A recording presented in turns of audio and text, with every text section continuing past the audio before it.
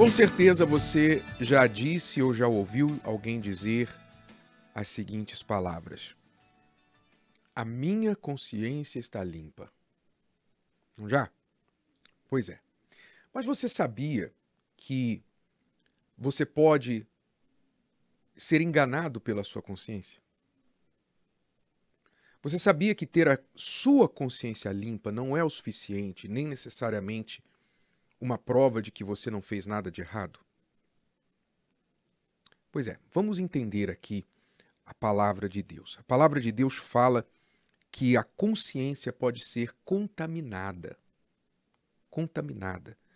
Ou seja, as pessoas, você vê isso no mundo, você vê pessoas que cometeram crimes atrozes falarem: eu não me arrependo de nada. Eu tenho a consciência limpa. Pessoas que traíram, pessoas que ficaram com a mulher do outro, o marido da outra, pessoas que enganaram o patrão, enganaram a sociedade, etc., falando: estou com a consciência limpa, não é? Você já ouviu as pessoas falarem isso. Então, e realmente, às vezes a pessoa, na consciência dela, ela não fez nada de errado. Na consciência dela, na opinião dela, nos valores dela, segundo os princípios dela, as razões e justificativas dela, ela não fez nada de errado. Ela foi justificada no que ela fez. Então, a consciência pode ser contaminada. A consciência pode trair, pode ser cauterizada. A Bíblia fala lá em Timóteo da consciência cauterizada. O que é cauterizada? A pessoa já está com a mente anestesiada a qualquer informação que contrarie a sua própria opinião. Cauterizou, ou seja, não está mais sensível ao certo e errado. Ela mesma fez a própria lei, ela fez os seus próprios princípios, segundo o que agrada a ela. Então, Deus deu a consciência ao ser humano, mas quando o ser humano, propositalmente, persistentemente, agride a sua consciência e agride, desrespeita o seu criador, o autor dessa consciência, então mais ele vai comprometendo esta consciência a ponto de chegar um momento em que a consciência dele já está deturpada, cauterizada, impura, contaminada e não serve para ele mais para nada. Então, quando Deus criou o homem, inicialmente ele deu a ele a consciência para que esta pudesse guiá-lo. Mas, quando você lê lá no início da história humana, no Gênesis capítulo 6, você vê que viu o Senhor que a maldade do homem se multiplicara sobre a terra e que toda a imaginação dos pensamentos de seu coração era só má, continuamente. Ou seja, Deus olhou para o mundo e falou assim: não tem ninguém. Ele só achou Noé. Só Noé.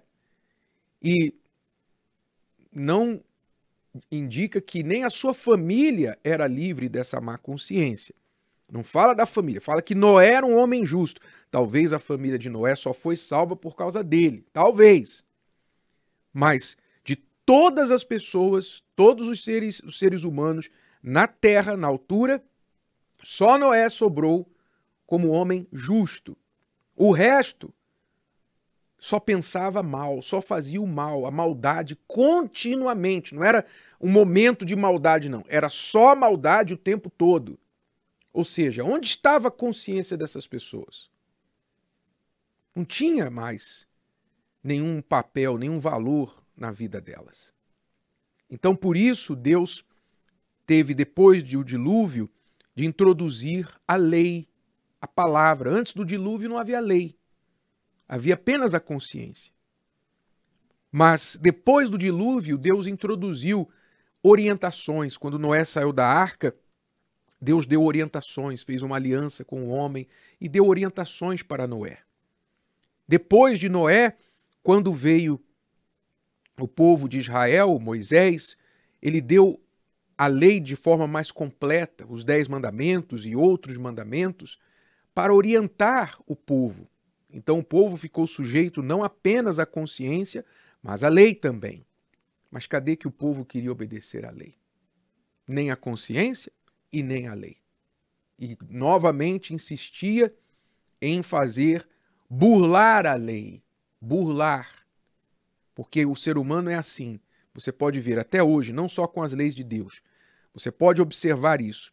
Se há uma lei na sociedade e a pessoa não gosta daquela lei ou quer fazer alguma coisa que é contra aquela lei, o que ela faz?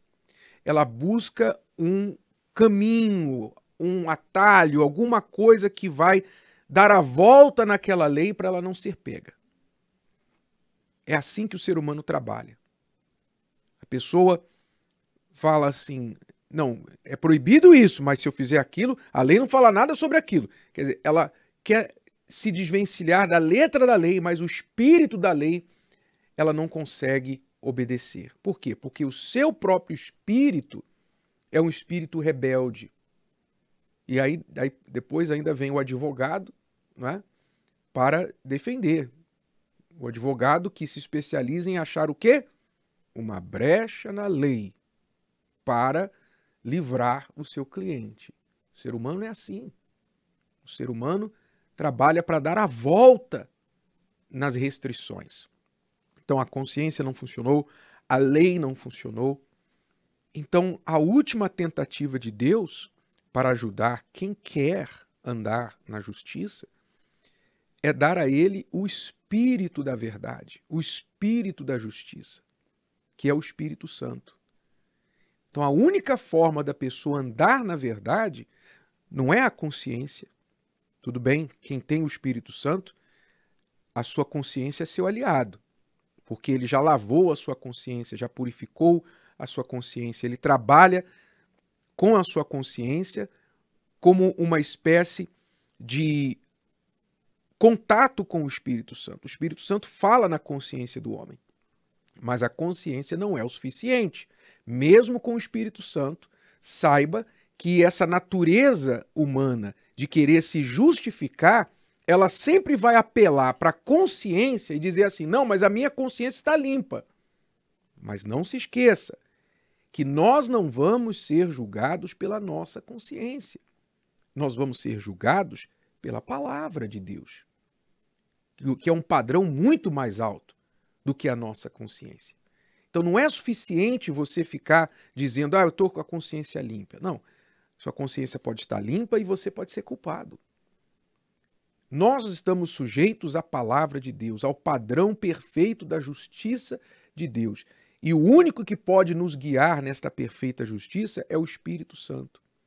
Por isso ele nos ensina que nós devemos andar na presença de Deus. Andar em espírito, que é andar na presença de Deus. Andar com a consciência de que Deus está conosco o tempo todo. Deus está nos observando o tempo todo. Está ao nosso lado, melhor, dentro de nós o tempo todo. Então, quem tem juízo não vai fazer na presença do justo juiz nada que venha condená-lo. Então, se você quer realmente andar na justiça, se você quer ser livre das consequências, não só das leis dos homens, mas principalmente da lei de Deus, o que você tem que fazer? Você tem que andar no Espírito. Você tem que receber o Espírito Santo, que vai te guiar a toda a verdade, vai te ajudar a obedecer a palavra de Deus. E aí sim, quando você aparecer diante do justo juiz, você vai estar sozinho, mas com o seu advogado, o Senhor Jesus, do teu lado, para te defender. Se você então puder dizer, não tente dizer para Deus assim, diante do trono dele, Senhor, a minha consciência está limpa. Não vá querer dizer para Deus que a sua consciência está limpa, porque a sua consciência não vai contar para nada diante do trono de Deus. A única coisa que vai contar é se você obedeceu à palavra dele, se você creu nele e viveu de acordo com essa crença por meio da sua obediência. Não se esqueça, obediência é maior do que a consciência. Gostou? Que tal ouvir de novo? Ouça quantas vezes precisar, até que este conteúdo faça parte de você. E não se esqueça de dar o seu like, comentar e compartilhar. Até a próxima!